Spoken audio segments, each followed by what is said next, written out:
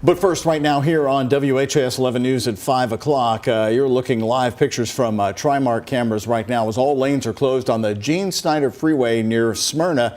This is in southern Jefferson County, far southern Jefferson County, following a deadly crash there on the Gene Snyder. Metro Police are telling us that a pedestrian was hit on the southbound Gene Snyder lane just after 2 o'clock today. Police say that person was taken to U of L Hospital where they died. Police say 2 additional cars became involved in the crash afterwards. Metro Police telling us that all 3 drivers were also taken to U of L Health and are expected to survive. All lanes between Preston Highway and Smyrna Road exits are closed, as you can see once again, as we're bringing you live pictures from Trimark cameras looking at the Gene Snyder Freeway and Smyrna here tonight. Here at 5, Breonna Taylor's mother telling us for the first time in more than 4 years she can breathe again. Thanks for joining us at 5. I'm Connie Leonard. And I'm Doug Proffitt. Tamika Palmer sat down one-on-one with WHAS 11 today, just days after that stunning guilty verdict coming late Friday night. Brett Hankerson, the former Metro Police detective convicted of violating Taylor's civil rights during the March 2020 raid, but also acquitted of charges connected to her neighbors. Isaiah Kim Martinez is joining us here in the studio. And Isaiah, we saw her very emotional on Friday night. She's had a few days since this verdict came in. How is she today? Well, Doug, Connie, she says she can rest again for the first time in about 4.5 years. She says it's the first time since police shot and killed her daughter back in 2020 that she's looked forward to waking up the next day. Now, on Friday night after the jury handed down its verdict, Palmer said she was grateful to the DOJ and those jurors. Today, she expanded on those emotions in a sit-down interview with me. Is there a message that you have for Breonna, just from mother to daughter, that you'd like to share? I miss you. I love her, and I miss her.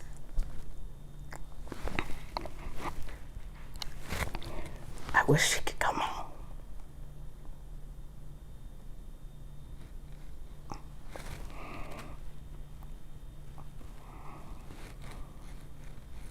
And I'm sorry this thing happened to her. And I'm sorry it took so long. I pray she's okay. The full interview lasted 18 minutes. We also talked about Brett Hankerson and his upcoming sentencing date next March and how he remains out on bond until then. It's very hard because we all know had it been anybody else, they would have been walked right out that courtroom to jail. So, you know, it's hard to watch, but you know what's to come.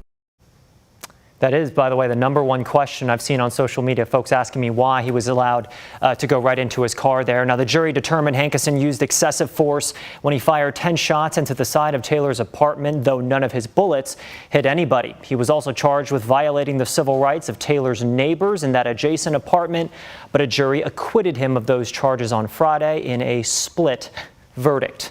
Remember, this jury was deadlocked for several hours before coming to a unanimous decisions. Hankerson faces a max sentence of life in prison, but legal experts we've talked to say they don't expect him to get that much because of his lack of prior criminal history. Connie.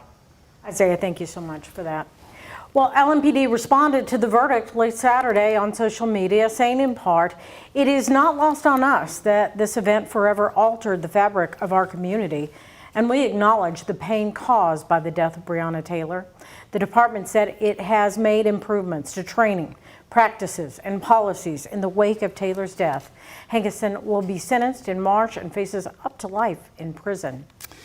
Here's what's next. Other former LMPD officers are charged in Breonna Taylor's death now. This year, a superseding indictment against Joshua Janes and Kyle Meany was filed, accusing them of depriving Taylor of her rights. Janes is facing 2 additional charges of conspiracy and falsification of records in a federal investigation. Meany is also charged with providing a false statement to federal investigators. Prosecutors say Janes falsified the warrant that led officers to Taylor's home that night, and Meany approved it knowing it contained the false information.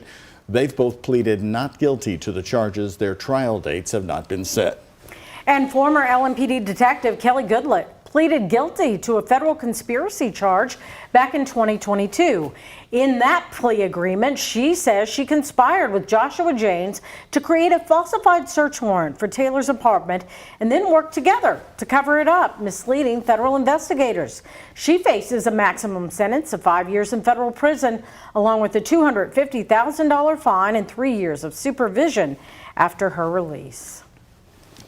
More local news here tonight at 5 o'clock. The man who allegedly hoarded dangerous and potentially explosive chemicals inside a home on Applegate Lane was back in court for his sentencing today, but he's now going to have to wait. The attorney for Mark Hibble asking for his sentencing to be delayed while his client finds a better living situation. The owner of a Highview home was found filled with dangerous chemicals has pleaded guilty. Mark Hibble used what's called an Alford plea in that deal. That means he maintains his innocence but acknowledges it's unlikely that he would win a trial. The state, along with the EPA, ended up tearing down his home piece by piece, and now his attorney argues that he's homeless, so they are asking for more time to find stable housing. Sentencing has been scheduled for December 16th.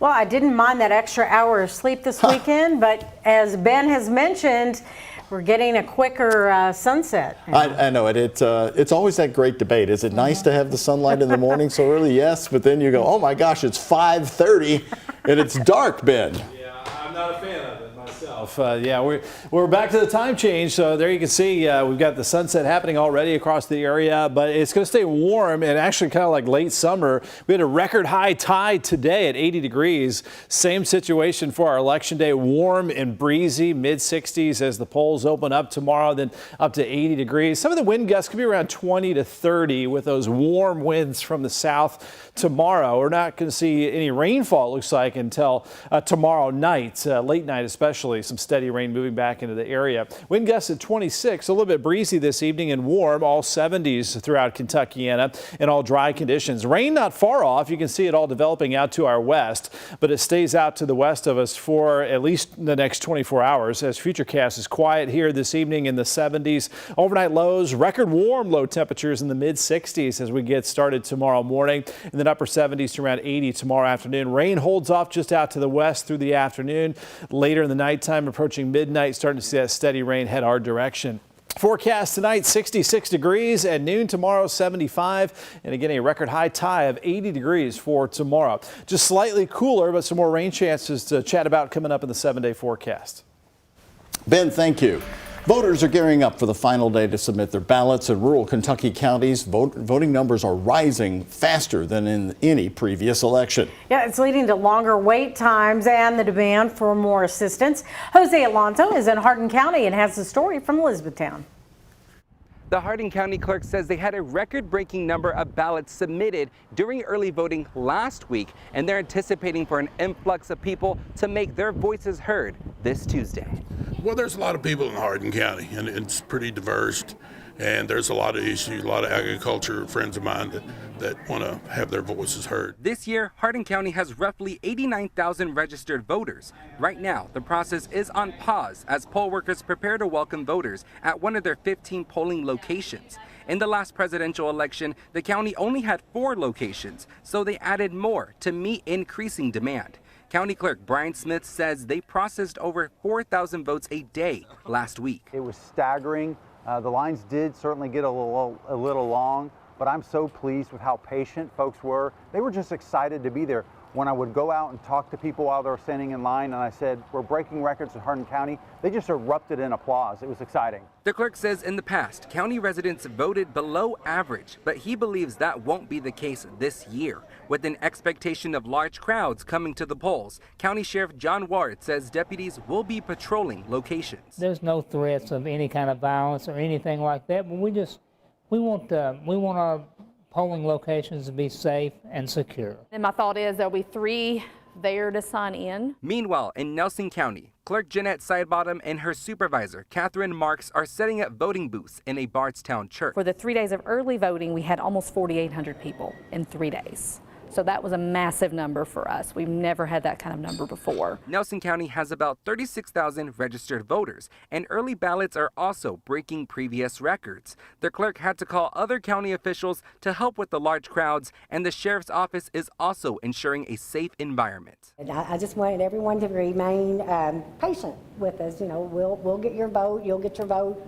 Your voice will be heard if we're here to 10 o'clock. As long as you're in line at 6 o'clock, you will be able to vote. Jose Alonso, WHAS11 on your side.